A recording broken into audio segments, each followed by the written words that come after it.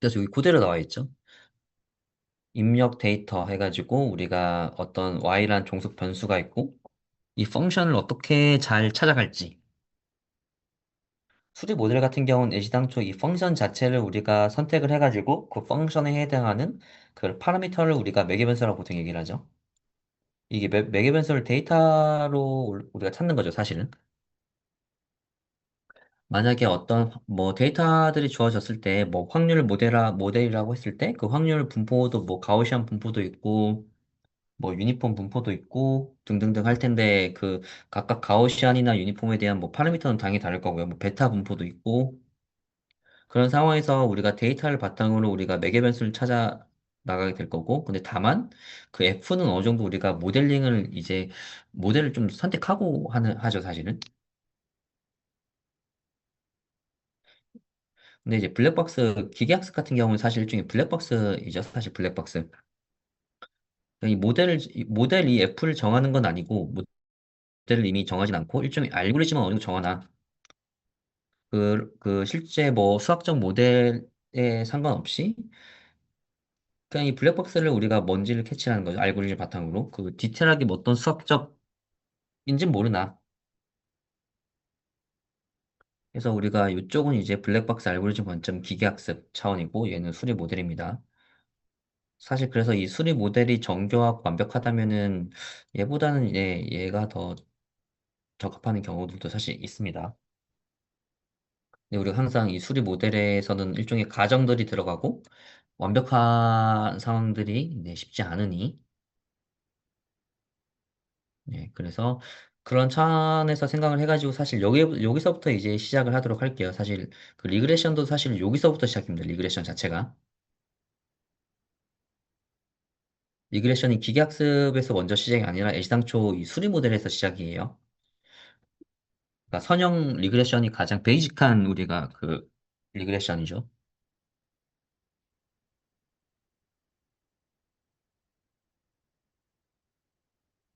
네. 그래서 뭐 하나 생각을 해보면, 뭐 하나 생각을 해보면 뭐가 있을까? 과연 우리가, 음,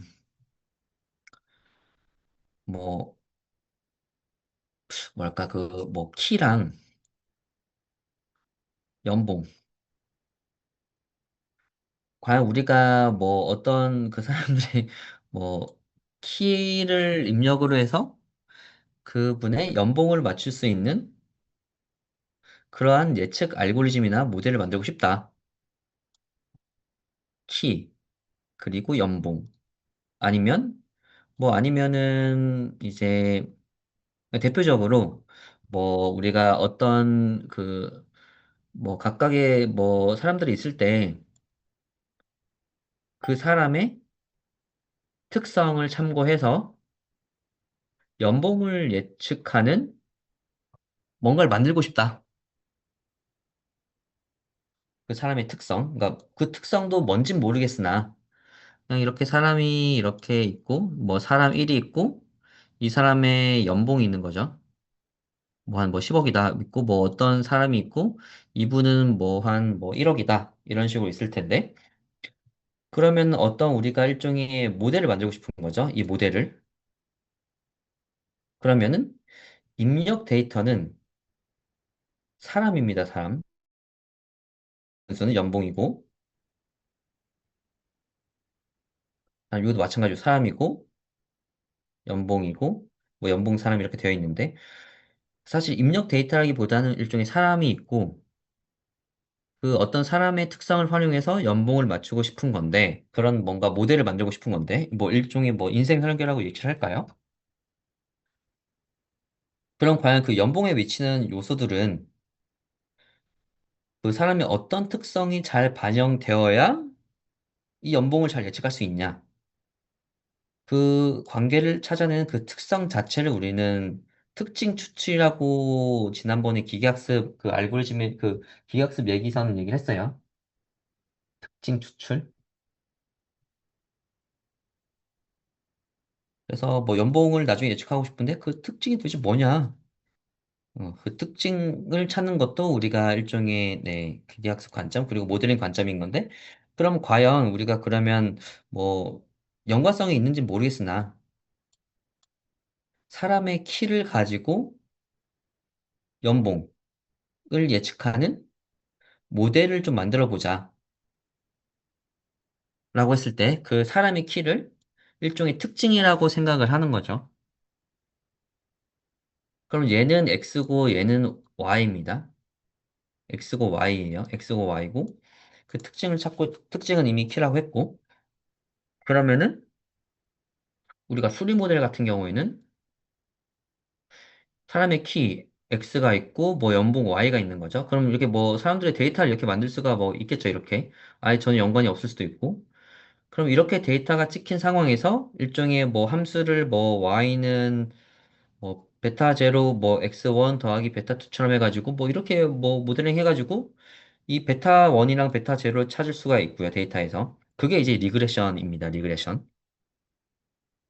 그게 리그레션이고 아니면은 그렇게 얘는 그러면 애시당초 수학적 모델인 베타 제로 x 더하기 베타 1 이런 모델을 가정했어요. 그 모델을 수리 모델을 정하고 이 베타 제로 베타 1이라는 그 파라미터는 우리가 데이터로부터 우리가 찾는 거죠, 사실은. 이 x랑 y 관계 속에서. 그게 리그레션의 관점인 거고. 근데 우리가 애시당초 상관없이 그냥 뭐 기계학습을 하겠다. 그러면 여기 x 키가 있고 뭐 y가 있고 키가 있고 Y가 있고 뭐 모델은 뭔지 모르지만 그냥 알고리즘으로 우리가 뭐 SVM을 쓰든 딥 뉴럴 네트워크를 만들든 뭐든지 간에 이 데이터를 우리가 얘네들의 뭐 해가지고 F를 잘 찾자. 근데 그 F가 뭔지 모르고 뭔지 모르지만 그 F를 그냥 찾아보자. 그래서 그 F를 만들었으면 나중에 새로운 인풋을 넣어서 그 아웃풋이 나오겠죠. 이제 그게 이제 블랙박스 관점인 거죠. F가 뭔진 모르나. 그러니까 얘는 이제 F를 아까 베타 제로 X 더하기 베타 1 선형이라는 관점에서 해석을 한 거고 얘는 그 F가 선형인지 비선형인지 아니면 함수로 표현할 수 있는지 없는지도 모르겠으나 뭔진 모르지만 그냥 우선은 X랑 Y의 관계를 데이터만 가지고 찾아보자 라는 그 관점으로 우리가 생각해 보시면 됩니다. 그러면 우리가 그럼 사실 시작은 사실 얘인 거죠. 그럼 얘로 잘 되면 좋겠지만 얘가 잘 안 되니 그럼 얘가 왜 안 되고 얘는 또 어떻게 이걸 찾아야 더 잘할 수 있는 거니? 이런 것부터가 사실 네, 기계학습의 원리의 시작입니다.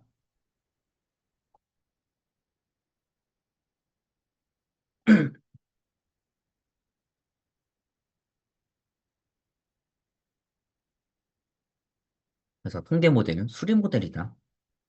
뭐 여기 뭐 회귀 모델, 리그레션, 뭐 분석 모델, 통계 모델, 머신러닝 모델, 통계적 머신러닝 모델 등. 그래서 결과적으로는 모두 입력이랑 출력을 가진 데이터로 우리가 구성되고 이 데이터로부터 우리가 얻는 거예요.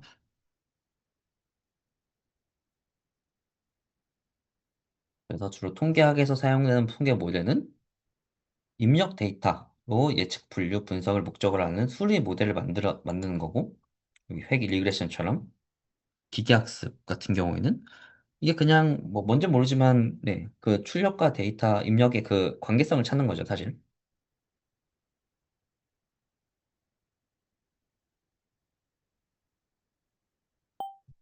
보편적으로 그래서 뭐 통계학에서 사용되는 대표적인 알고리즘 해가지고 뭐 최소 제곱법 해가지고 MSE나 뭐 아니면 라쏘나 등등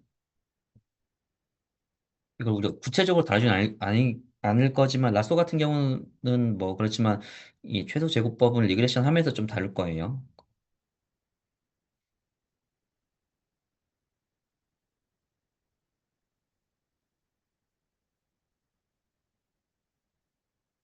그래서 이제 그 부분부터 하나하나 해가지고 우리가 기계학습을 공부하기 위해 수학적인 수리 모델부터 한번 살펴보고 이제 리그레션을 넘어가도록 하겠습니다.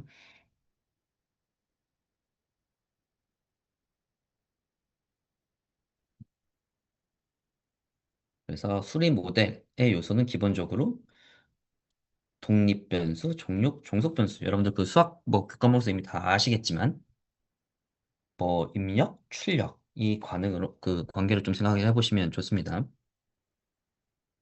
그래서 뭐 XY 여기도 이렇게 시작해가지고 그래서 가장 베이직한 우리가 수리 모델 함수는 네, 1차 함수죠. 가장 베이직한 선형. 사실 상수면 의미가 없으니까 사실은. 네, 상수면 x에 관한 의미가 없으니까. 그래서 가장 베이직한 거는 우리가 1차 함수, 리니어이죠, 리니어. 그래서 1차 함수라고 가정을 하면, 그러니까 이제 수리 모델, 1차 함수라고 가정을 한 겁니다. 그래서 우리가 기본적으로 수리 모델을 정한 거는 일종의 가정이 들어가요, 가정. 가정. 얘는 가정이 들어가지가 않죠, 사실. 그러니까 가정부터 이미 걸려 있으니, 그 가정이 어긋나면 정확도가 사실 떨어질 수밖에 없는 거겠죠, 기본적으로. 왜냐면 우리가 정해야 되니까, 수리 모델, 특정 모델을 정해야 되니까. 네.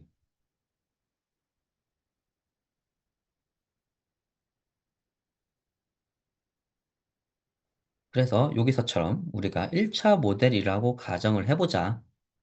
간단한 1차 함수 형태로 가정을 하면, 그러면은 뭔진 모르지만, 우리가 그 모델을 y는 fx에서 이 f를 정한 겁니다, f를.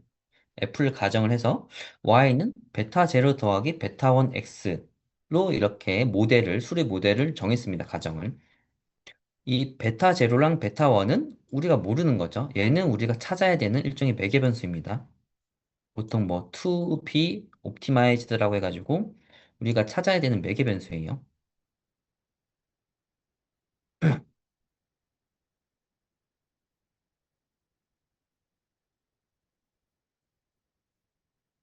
자, 여기 이렇게 나와 있으면 우리가 그래서 이 데이터로부터 그걸 찾는 거고 x는 입력 데이터, 뭐 독립 변수고 그 설명 변수, 뭐 특징을 말하기도 하고 얘는 출력 데이터입니다. 그래서 베타 제로, 베타 1은 우리 모스 또는 파라미터, 매개 변수라고 얘기를 하고요. 이제 얘를 어떻게 찾는지도 우리가 고민을 해야 되는 거고 이제 통계 모델 같은 경우는 보통 뭐 MSE를 하던가 그 머신러닝 같은 경우는 사실 그 학습을 통해 최저값, 그러니까 최저값을 예측한다. 사실 네, 이 말도 맞긴 합니다. 네. 근데 머신러닝 같은 경우는 이걸 특정하진 않죠. 근데 뭐 SVM 같은 경우는 이제 이런 걸 특정하기도 할 거고 그렇지만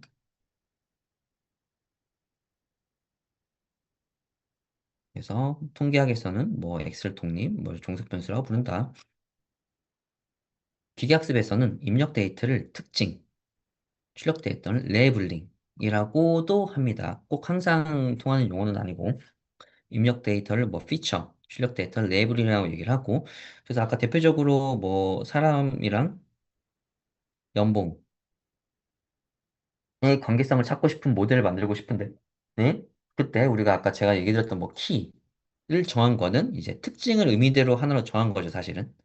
특징 중에 뭐 키를 생각을 해본 건데 얘가 얼마나 그 특징을 잘 반영하고 있는지는 좀 다른 얘기죠.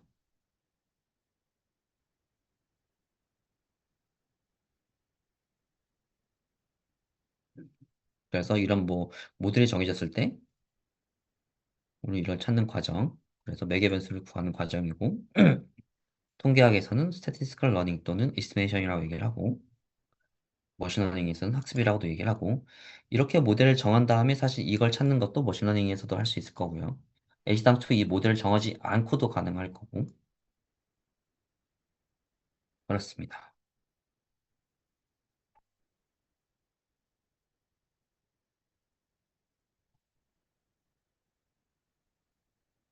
만약에 그리고 만약에 음, 네 이건 우리가 그 뒤에 가서 더 설명을 할 거고요. 이제 통계 모델이랑 머신러닝 모델을 조금 더 그 비슷한 관점에서 얘기를 하면 회귀 관점에서 얘기를 하면 이 회귀는 이제 우리가 관측된 데이터와 추정한 적합선 사이의 오차를 최소화하는 거다. 관측된 데이터 그리고 추정한 적합선 사이의 오차를 최소화하는 거. 아까 리그레션 이렇게 있을 때 머신러닝 모델은 같은 문제를 우리가 최적화 문제로 변환한다. 이게 조금 뭐 말이 어려울 수도 있지만 최적화 문제로 변화해서 그레디언트를 가지고 우리가 여러 최적화 알고리즘을 찾고 그리고 기본적으로 손실함수를 최소화하는 이제 웨이트를 찾는다. 그래서 우선 그 얘를 정확히 좀 파악하기 위해서 그래서 얘부터 우리가 정확히 파악하고 이렇게 넘어가는 관점으로 수업을 진행하고 있는 겁니다. 손실함수를 최소화하는 매개 변수 웨이트를 찾고 그래서 그레디언트 방법을 이용해서 여러 최적화 알고리즘을 사용한다. 이건 나중에 더 구체적으로 넘어가면서 말씀을 드릴 거고 우선은 얘부터 우리가 좀 볼 겁니다. 얘부터.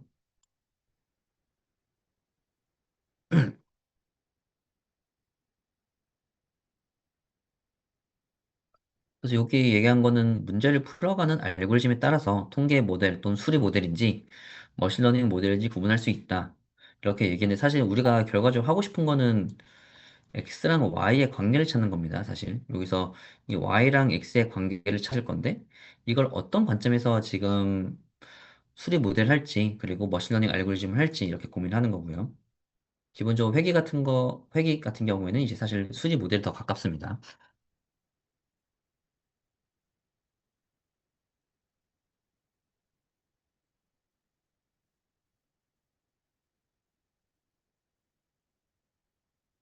그래서 여기 이렇게 좀 뭐 보기 어렵지만 예시가 하나 나와 있는데 지금 보면은 여기는 우리가 그 몸무게를 예측을 하고 싶은데 몸무게 Y라는 그 몸무게를 예측하고 싶은 건데 사람의 그때 우리가 가장 큰 두 개의 특징을 X1 키 그리고 X2 허리 둘레로 잡았네요. 그러면은 우리가 뭐 X1, X2로 잡았고 얘를 일종의 뭐 선형처럼 생각을 해보면 뭐 B0 더하기 B1 X1 더하기 B2 X2는 Y 몸무게라고 일종의 이렇게 가정을 했습니다. 가정을 했고 그리고 그 상황에서 뭐 데이터가 있을 거고요. 그러면 그 데이터를 가지고 이 B0랑 B1이랑 B2를 가장 그 적합한 그 값으로 찾아 나가면은 우리가 뭐 다른 키랑 인풋을 다른 헐리들을 가지고 이 몸무게를 예측을 할 수가 있겠죠. 그래서 뭐 최소 제곱법 알고리즘으로 최적 적합선을 추정하는 매개 변수를 찾는다라는 게 이걸 찾는다는 얘기고요. 근데 사실은 뭐 여기서 그러면 꼭 얘를 이렇게 선형으로 이렇게 해야 되냐? 사실은 뭐 얘뿐만 아니라 사실은 뭐 빗을 해가지고 x1, x2 뭐 이렇게도 사실 가능도 할 거고 뭐 x1 제곱도 될 거고요. 사실 모델은 정하기 나름입니다.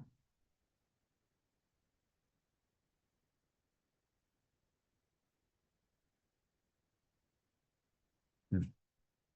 이제 머신러닝은 이제 지도학습 기준으로 봤을 때 이렇게 로스 펑션을 최소화하는 관점이라 생각을 하는데 그 로스 펑션 최소화 관점에 일상적으로 지금 이렇게 가정을 한 거라서 얘는 제가 나중에 따로 얘기를 드리긴 할 건데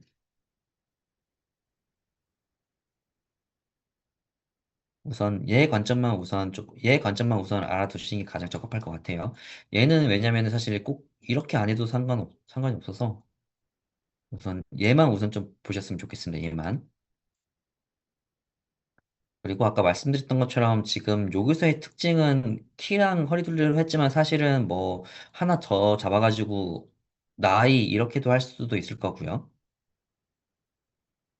그리고 뭐 성별, 남녀 이렇게 할 수도 있을 거고요. 그리고 뭐 나라 그런 거도 우리가 할 수가 있을 거고. 그래서 이 특징 추출을 찾는 건 과연 우리가 그 통계학 관점에서 우선 생각을 하는 게 좀 적합합니다, 사실은. 그래서 그 특징 추출 찾을 때도 뭐 상관계수라든가 네, 실생활에서 그런 걸 우리가 좀 네, 같이 해볼 필요도 있습니다.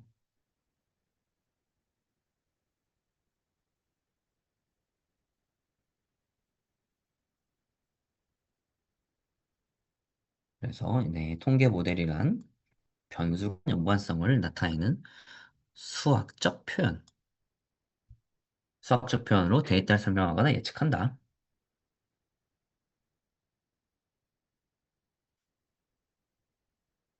그래서 여기 뭐 이렇게 나와 있는 부분들은 사실은 그 뭐 엄밀하게 좀 다르게 얘기를 좀 해야 돼서 네, 스킵을 하도록 하겠습니다. 이제 수리 모델 이렇게 생각을 할게요.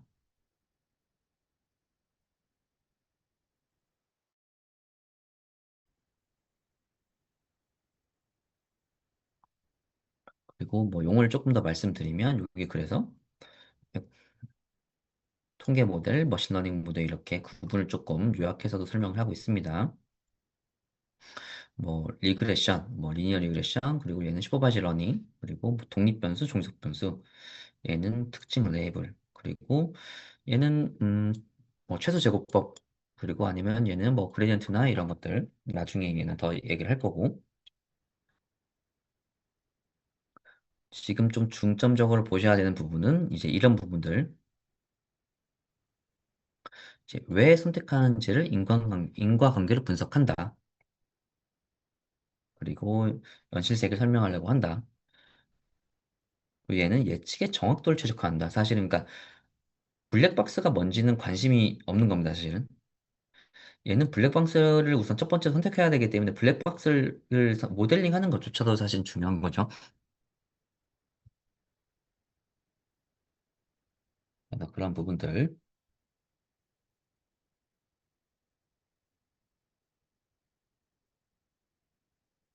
그리고 통계적 머신러닝이랑 우리가 그 보통 그 머신러닝이랑 조금 분리해서 얘기하기도 하는데 이 부분은 좀 그 우선은 그 따로 분리를 안 하고 좀 우선 얘기를 좀 하도록 하겠습니다. 네.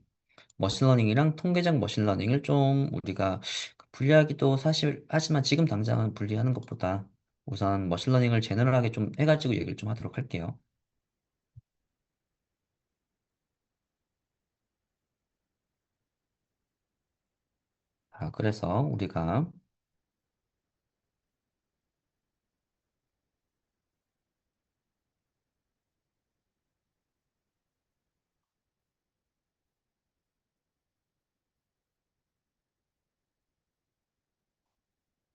그래서 우리가 통계 수리 모델 관점에서 그리고 데이터 관점에서 이제 하나하나 다시 조금 보도록 하겠습니다.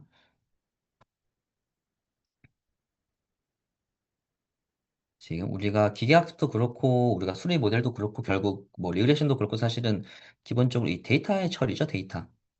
그래서 데이터에 대해서 조금 설명을 드리고 이번 시간에 또 다음 시간까지 해가지고 데이터에서 좀 설명드리고 해가지고 조금 더 구체적으로 리그레션이랑 기계학습 기반의 리그레션까지 해가지고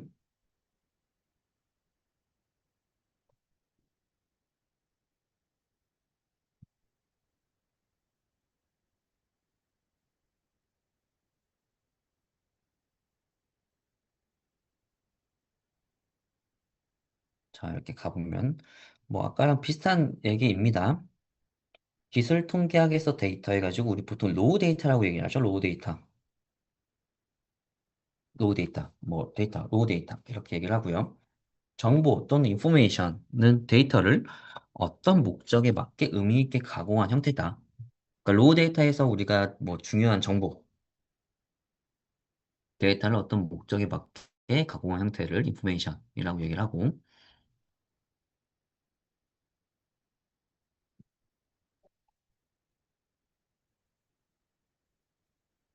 그리고 뭐 통계학에서는 뭐 수많은 데이터 속에서 원하는지 않은 자본들을 걸러내고 그리고 핵심적인 뭐 인사이트를 얻을 수 있도록 추출하고 새로운 사실을 예측해 원하는 결과를 찾아내는 게 통계학이다.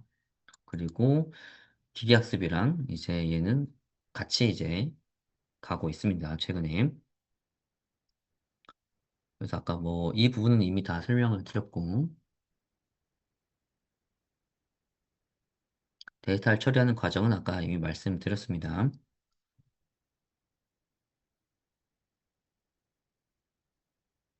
그래서 데이터의 종류를 우리가 조금 구체적으로 알 필요가 있어요.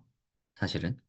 실제 얘가 여러분들 그 뭐 인공지능 공부할 때뿐만 아니라 나중에 네, 학위 과정을 졸업하고서도 사실은 이 그 용어들은 조금 실제 중요합니다. 제가 그 예전에 그 뭐 그 재작년에 제가 그 경상남도랑 그 창원시의 공무원 분들을 대상으로 그 생성형 AI 특강을 조금 몇 번 했었는데 그때도 사실은 그 데이터에 대해서도 사실 좀 설명을 드렸어요. 왜냐면 최근에 인공지능 기본 개념들이 중요해지고 또 있고 해가지고 데이터에 관련된 그런 개념들은 그 수업에서뿐만 아니라 그 여러분들이 앞으로도 계속 자주 쓰이게 되실 거고요. 그래서 뭐 관측 데이터, 실험 데이터는 뭐 다 아실 거라고 생각이 됩니다. 그래서 여기 보면은 수집 방법에 따라서 관측 데이터, 그리고 실험 데이터로 구분을 보통 하고, 관측 데이터는 연구자가 실험이나 변수를 통제하지 않는 자연 상태에서 일어나는 사건이나 현상을 그대로 관찰하여 수집한 데이터다. 그리고 대표적으로 요새 핫한 그 주식 가격 변동 이렇게 나와 있네요. 관측 데이터.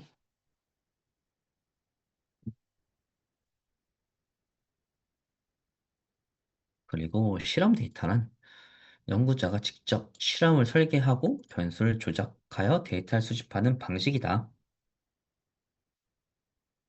얘는 실험이나 변수를 통제하지 않는 그냥 자연 상태에 일어난 데이터. 얘는 연구자가 직접 설계하고 조작해서 발생하는 데이터. 그래서 뭐 특정 약물의 효과를 테스트하기 위해서는 일부 참가자에게 약을 주고 이런 우리가 하는 실험 실제 말씀을 보통 얘기를 하죠.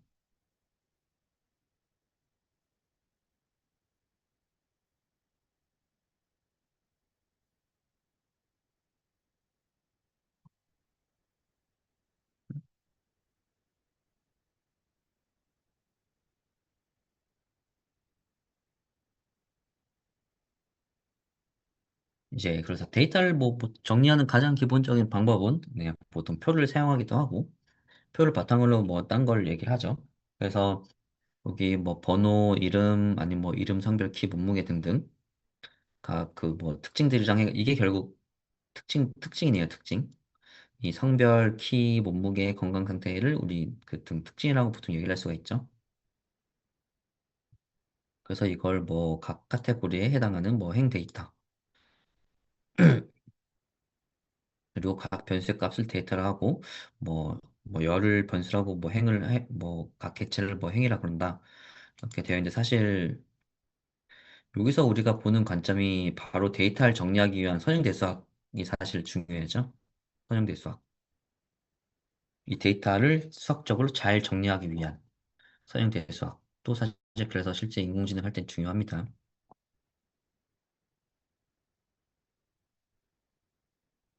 그리고 뭐 일별량 데이터, 다변량 데이터 해가지고 변수의 수에 따라서 차원을 구분한다. 하나의 변수만 있다면 우리는 1변수 데이터 또는 1차원 데이터 이렇게 키만 있다면 얘기를 하고 키와 몸무게 두 개가 같이 있다면 2차원 또는 2변수 데이터 그리고 그 이상은 3차원 또는 뭐 다변량 그리고 다차원 데이터 이렇게 얘기를 하죠.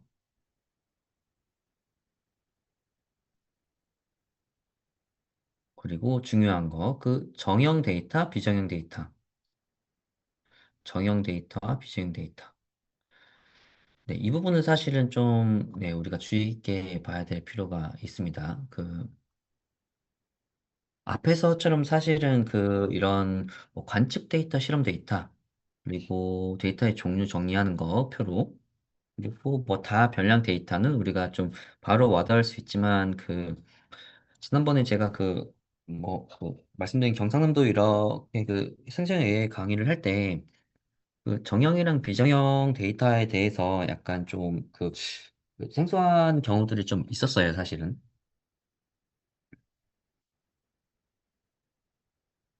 특히나 이 데이터가 사실 이 수치화되지 않은 이 데이터가 최근에 주목을 좀 받고 있었으니까.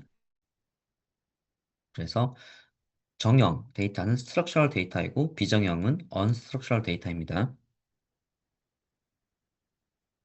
그래서 미리 정의된 데이터 모델에 따라 조직화되고 쉽게 접근 및 관리할 수 있는 데이터 형식.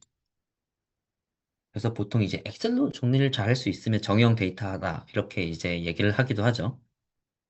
그래서 행과 열로 구성된 표 테이블 형태로 저장되고 각 그 열, 그 종류는 숫자, 문자열과 같은 명확한 데이터 유형을 가진다. 그래서 이름, 주소, 전화번호 등 이 데이터베이스, 우리가 보통 이제 정형 데이터를 많이 얘기를 했었죠. 이제 그거 말고 비정형 데이터라면 이제 정형화되지 않은 형태의 특정한 데이터 모델이나 구조를 따르지 않는다. 대표적으로 텍스트, 이미지, 비디오, 오디오 등 다양한 데이터 형태를 취할 수 있다.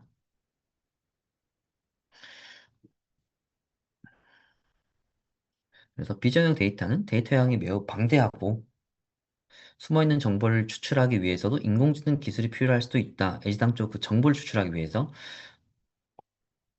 그래서 최근에 쏟아지는 빅데이터가 비정형 데이터의 예시다. 그래서 사실은 그 아주 많은 이미지들이 사실 비정형 데이터이기도 할 거고요. 그리고 텍스트. 만약에 우리가 그 뭐 사실 LMM 같은 경우에 그 챗GPT가 사실은 이 텍스트를 학습을 했죠. 이러한 그 텍스트 자체도 사실은 우리는 그 비정형 데이터라고 얘기를 합니다. 왜냐면은 사실은 생각을 해보면 뭐,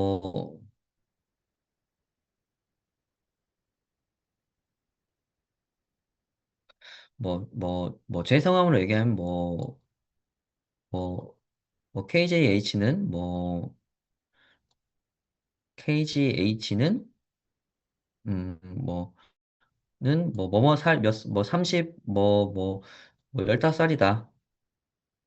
아니면 20살이 할까요? 뭐 KJH는 20살이다. 그는 전자공학부 교수다. 이렇게 했을 때, 이런 두 문장이 있다고 했을 때, 여기 이게 KJH는 30살이다. 그리고 그는 전자공학부 교수다. 이 두 문장이 있을 때 이걸 과연 그 데이터 처리를 어떻게 하면 좋을까요? 이걸 우리가 엑셀로 그냥 단순히 구성을 할 수가 있냐라고 했을 때 KJH 따로 단어로 이렇게 하면 좋을까요? 는, 30, 살, 이다. 그는 전자공학부 교수이다.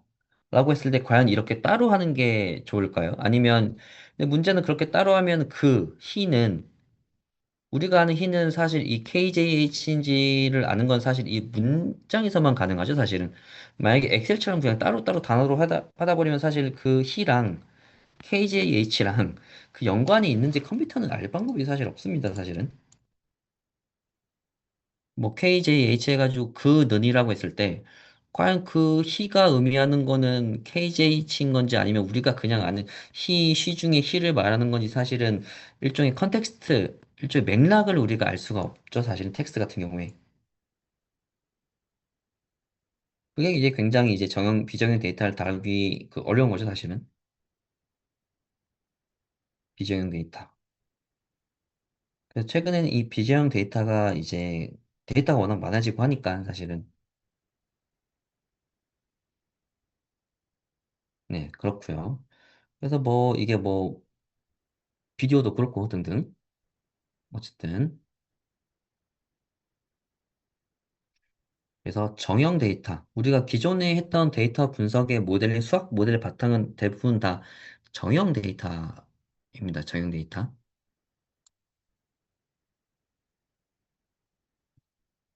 그리고 비정형 데이터는 머신러닝 모델 훈련, 그리고 시장 동향 예측 등 복잡한 분석과 통찰이 필수적이다. 그래서 정형 데이터는 미리 정해놓은 형식과 구조, 보통 이제 이렇게 표나 엑셀로 이렇게 잘 구성이 되고, 비정형 데이터는 애시당초 그 형식과 구조가 없어요. 구성이 없어요. 그냥 그 데이터만 존재하는 겁니다.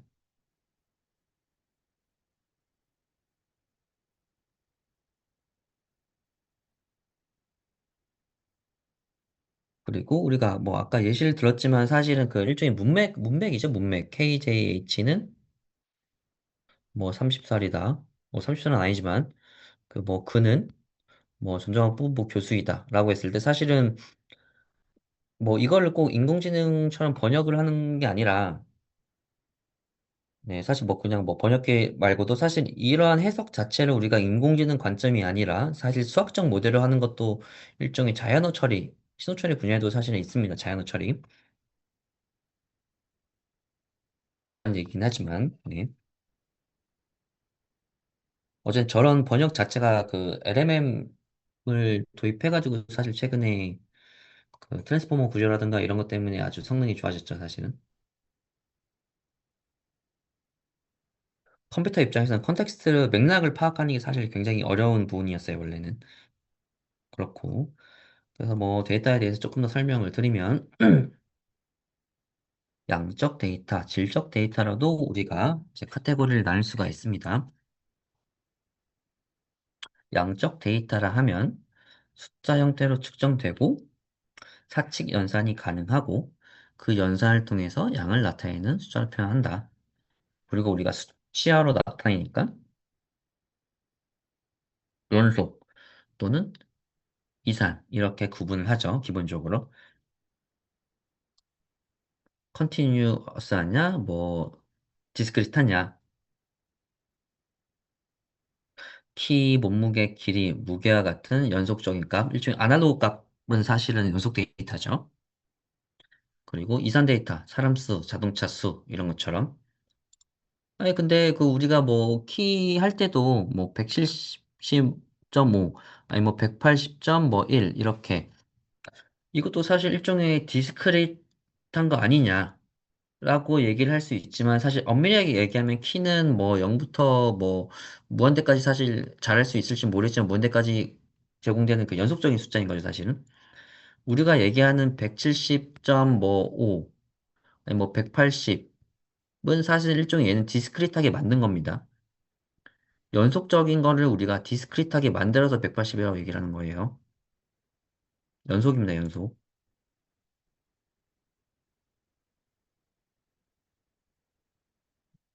그리고 질적 데이터는 범주형 데이터라고 얘기하고, 카테고리, 우리 뭐 클래시피케이션 관점에서 사실 카테고리이죠.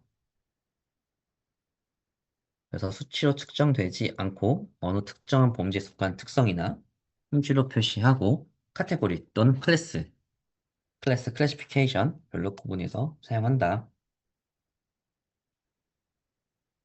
그래서 뭐 명목형 데이터, 노미널 데이터를 하면 그러한 카테고리를 이제 적당한 숫자를 대응시켜서 사용하도록 성별, 학년 등과 같이 단순히 순서형 데이터라 하면 이제 선호도와 같이 애시당초 순서, 서열이 있는 그런 데이터를 우리는 순서형 데이터라고 얘기를 합니다.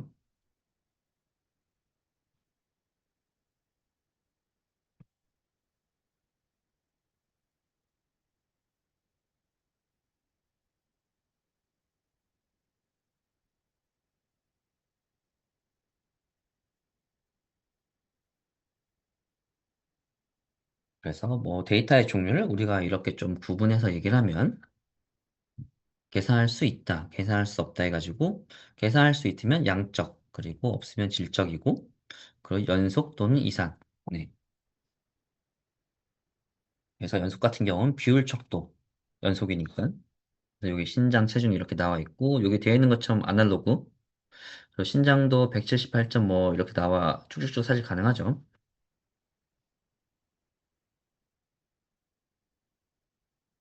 그리고 이산 구간으로 되어 있는 거 뭐 22도, 20.5도 얘는 사실 일종 이산화를 데이터를 만든 겁니다. 그래서 여기 보면 아날로그 시계, 디지털 시계.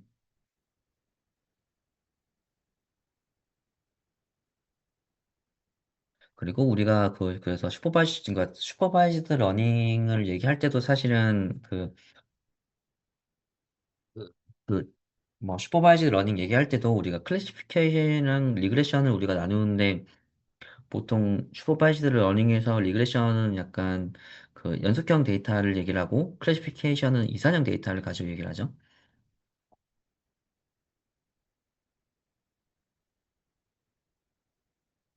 그리고 질적 데이터도 서열형 데이터 또는 명목형 데이터 이렇게 나누기도 하고요. 얘는 범주만 있는 거고,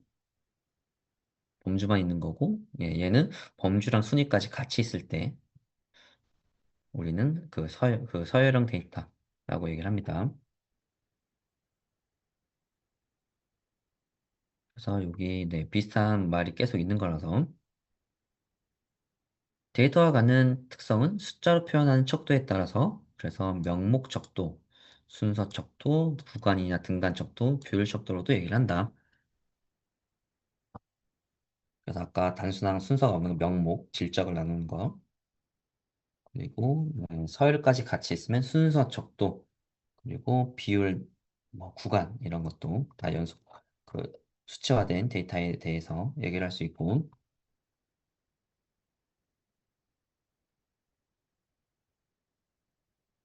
그럼 이게 왜 이렇게 우리가 기계학습을 하거나 할 때 중요하냐? 왜냐하면 기계학습은 결국 데이터로 학습을 하는데 이 데이터로 학습, 컴퓨터가 데이터를 학습할 때 얘를 우리가 수치화를 해서 학습을 하죠. 사실은. 우리 그 이미지 관련 색깔만 하더라도 뭐 0에서 255, 0에서 255, 0에서 255 해가지고 이 그 뭐 빨파 그 뭐냐 해가지고 빨파초 해가지고 얘 그 비율에 따라서 사실은 그 색깔이 나타나는 거잖아요. 사실은. 결국 그 데이터가 중요한데 그 데이터를 우리가 수식으로 표현합니다. 우리는 사실은 인공지능 할 때는.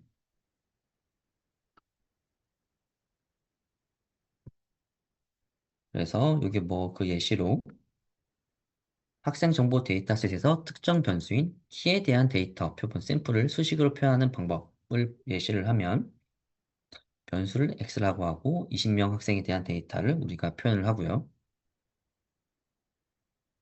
그러면 이제 i번째 데이터를 xi로 표현하고 이제 이렇게 xi를 뭐 i는 1부터 n까지 하면은 우리는 이걸 이렇게 보통 얘기를 합니다.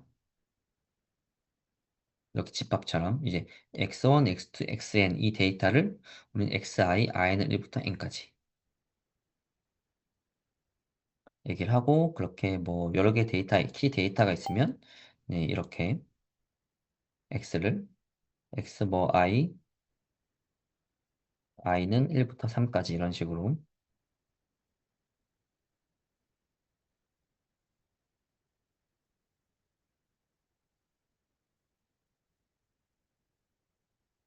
그리고 결과적으로 그 데이터가 수치화가 되어 있으면 뭐 그 수치화에 대한 우리가 그 뭐 전체 합이라든가 평균이라든가 이런 부분은 다 계산할 수가 있겠죠. 그래서 뭐 이건 당연한 거니까 시그마 뭐 합을 얘기하고 평균 계산할 수 있고 그리고 그 데이터를 그 기본적으로 표현한 특성들, 통계량, 그래서 통계량이라고 얘기를 하죠. 통계적 특성 해가지고 그 통계적인 특성을 기본적으로 우리는 뭐 전체 데이터 합, 그리고 평균, 그리고 뭐 분산도 그렇고, 도수와 이제 도수 분포표 해가지고 그 데이터가 얼마나 그 자주 그 빈도가 높냐. 그걸 이제 도수라고 얘기를 하고요. 그래서 뭐 학생들의 몸무게를 조사했을 때 A등급, 뭐 B등급 이렇게 정했다면 A등급을 받은 학생이 5명이면은 이 도수가 5다. 이런 데이터를 우리가 일종의 분석하기 위한 척도로 보시면 됩니다.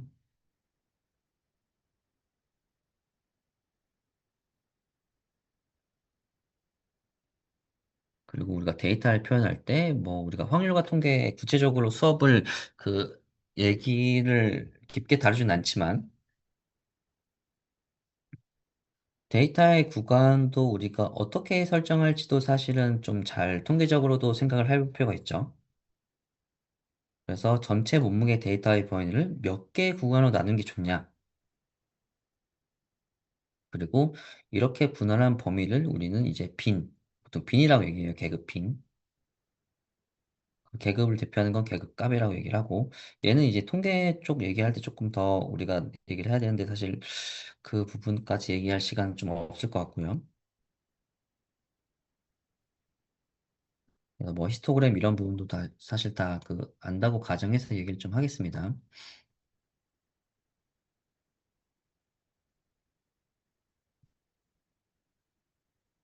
그래서 우리가 데이터를 좀 자료를 어떻게 좀 약간 표현할지를 우리 좀 얘기를 했고, 여기서 중요한 거는 그 결국 데이터의 표현이에요. 데이터의 표현.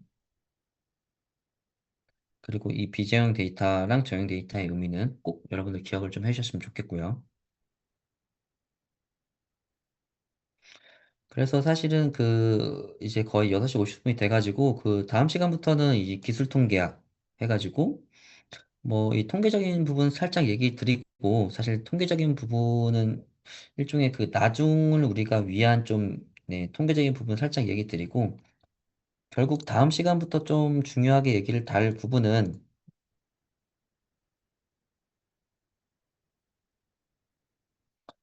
사실은 그 통계적인 부분을 좀 데이터랑 통계적인 부분을 얘기를 드리고, 다음 시간에는 이제 이 회귀 분석이랑 예측부터 다룰 겁니다. 우리가 뭐 파이썬을 제가 그 파이썬 좀 생략을 하고, 개념적으로 이 리그레션. 우리가 기계학습에서 아까 로지스틱 리그레션이 우리 가장 좀 베이직한 이론이었죠, 사실은.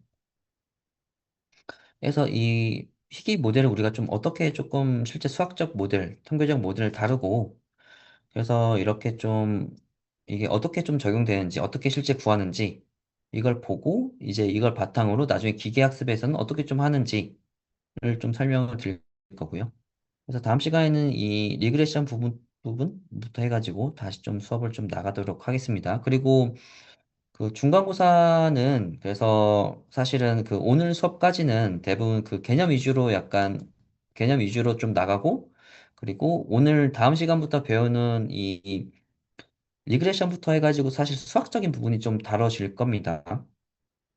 그래서 중간고사는 개념적인 부분 그리고 수학적인 부분을 같이 낼 거고 그리고 중간고사 전에 한번 그 시험을 좀 어떻게 내고 어떻게 출제가 될지 그런 부분 제가 또 다시 수업 시간에 한번 정리해서 말씀드릴 거니까 좀 참고를 해주시면 될 것 같아요.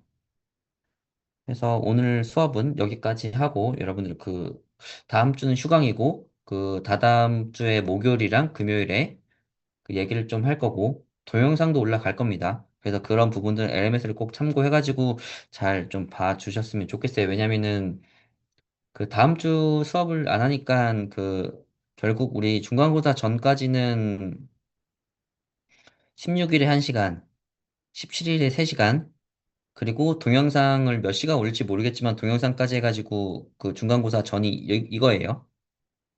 그래서 꼭 그 동영상 업로드 되는 거랑 그 16일이랑 17일 수업 시간을 꼭 참석을 해가지고 꼭 중간고사 대비를 잘 해줬으면 좋겠습니다. 그래서 오늘 수업은 여기까지 하도록 마치도록 할게요. 네, 수고하셨습니다. 수고하셨습니다. 수고하셨습니다. 수고하셨습니다.